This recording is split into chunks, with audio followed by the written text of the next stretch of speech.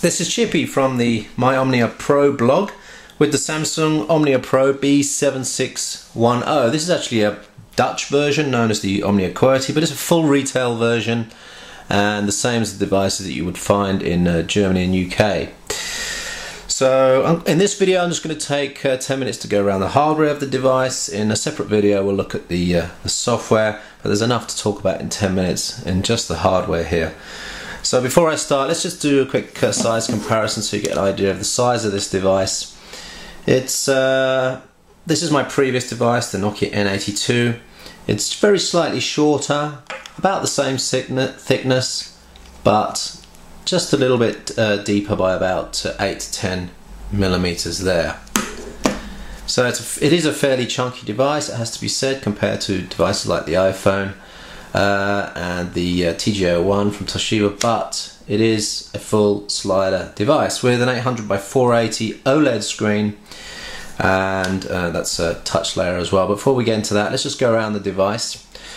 Top left here you've got volume rocker switch. This doesn't seem to be programmable for anything like brightness or anything else, so it's a volume rocker switch. And then there's a button to switch between work and life user interface modes or home screen modes, and I'll show you that a bit more detail in another video.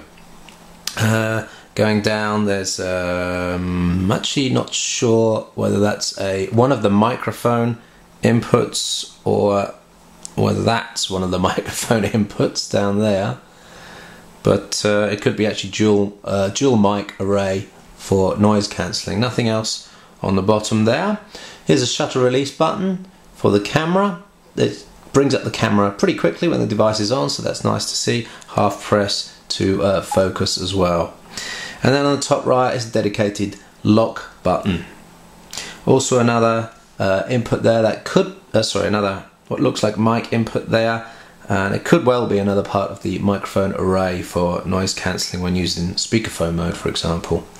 Then we have a 3-part collapsible metal stylus for use on the touchscreen.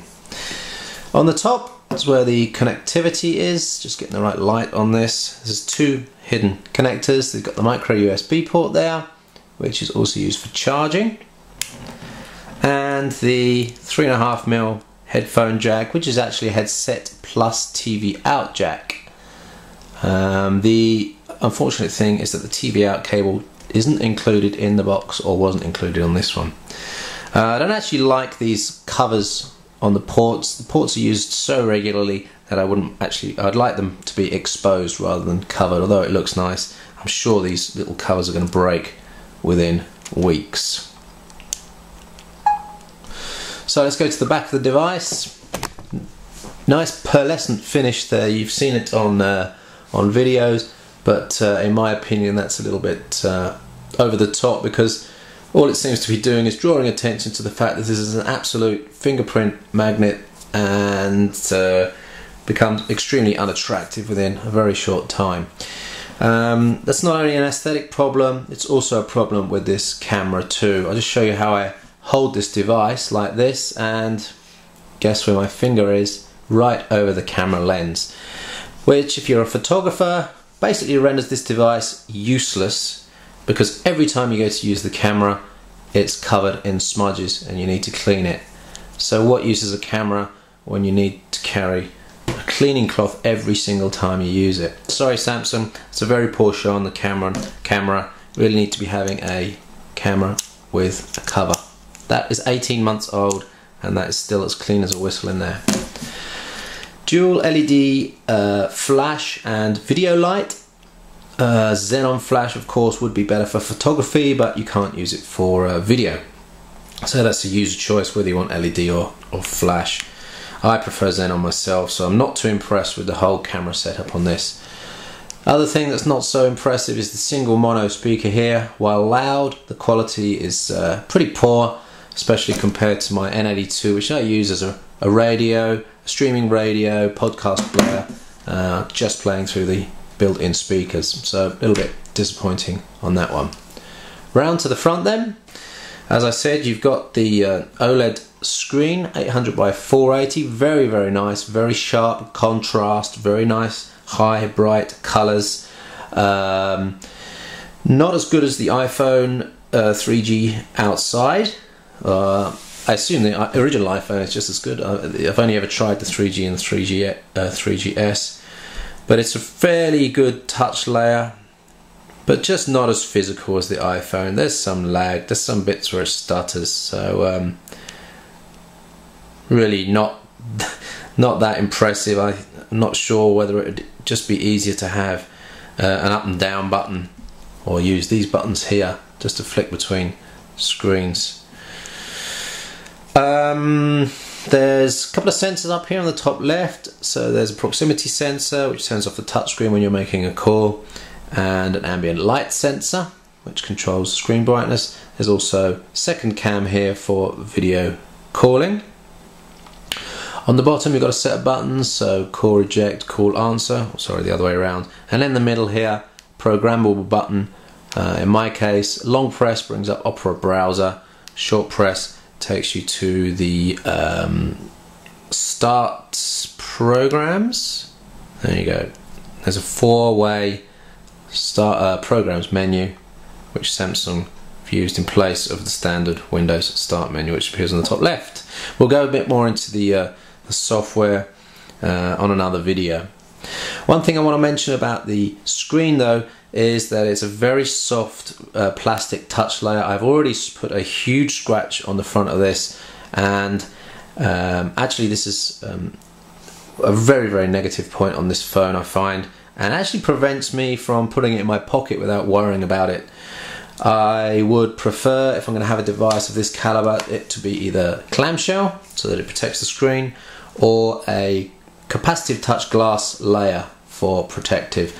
Resistive touch that's as soft as this, that's going to gather scratches as quickly as this, and this is 1 week after use and I already have 2 huge scratches on it that annoy me every time I look at the screen.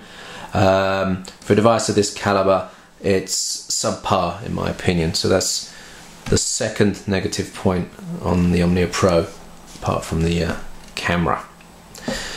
Switch onto the keyboard. The slider mechanism, really nice, high quality, very smooth. You want to be doing this all the time, playing with it, it's so smooth. 4-row QWERTY keyboard, so numerics are behind a function key.